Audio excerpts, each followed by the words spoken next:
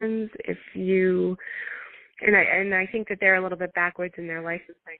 You have to renew your license in December for the following year.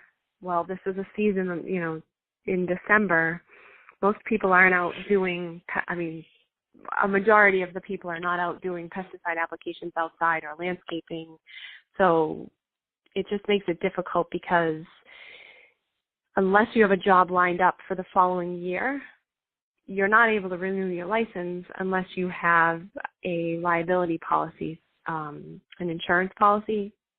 So the state makes it difficult, and most of the people that have this license either already work for somebody or they work for themselves.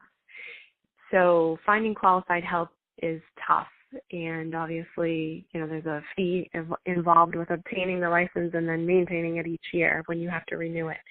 There's also, some educational requirements that go along with renewing. So it is hard to find qualified help that, are licensed. We've been fortunate enough to have our employees have come from other companies, so they've already had their license. It's just a matter of doing a little bit of paperwork to get them signed back up. I haven't had to pay to send anybody for training or to obtain their license, so it's difficult to find qualified help in Massachusetts. I know that every state has different regulations and what their licensing requirements are, so it's difficult here in Mass, but it's certainly not something that can't be done. So. Very helpful. Are these two employees full-time or part-time? They are full-time for the season that they're hired. Do you pay hourly or by job or some other form? No, I'm not asking the numbers, just the form. Yep. Hourly. Got it. And sorry, have you seen inflation in labor costs the last 3 years? You have to pay them more than you did in 2015? Yeah.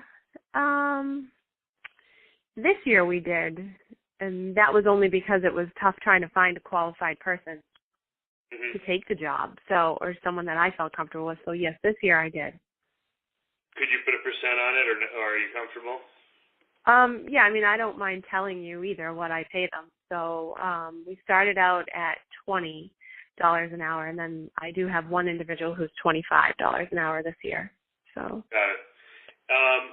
Is this an industry where you can pass on labor in it, again, 2 employees, but it still adds up, but you're at a pretty high price point of the service, frankly, so this may be relevant in other industries more, but just the concept of, if labor costs increase materially for you as the owner, is this a world where you feel like you could raise your prices to offset that, or how do you? Yes, yep. I still feel that for what we offer, I could probably raise my price. Perfect. And we're running out of time. This has been all tremendous. Next one, financial one, but percent. Could you give me percent of revenue for major buckets of your business? Field labor, marketing, vehicles, rent. Obviously, profit would be great. Anything you're comfortable sharing? You say X percent of my revenue goes to this bucket, Y percent to that bucket. Sure. I don't know that it's exact, but obviously, I'm just going to write a couple things down. The payroll, the cost of the job, I would probably say maybe 20% goes to the payroll or the employees, and then maybe 15% to my husband's more of the one who runs the numbers and does this stuff. I do more of the marketing and sales stuff, so I'm sorry that I'm not, I had to put everything together for him, so I have an idea, but it's been months since I went through all the tax stuff, and that's been out of my head. But I would say probably 15% to the actual, cost of the job doing it, the chemical, the supplies, whatnot. And then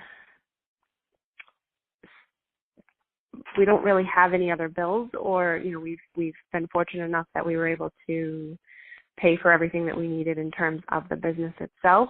So it's not like I have any loans out for any trucks or equipment or anything like that. That's all paid for at this point. So there's a large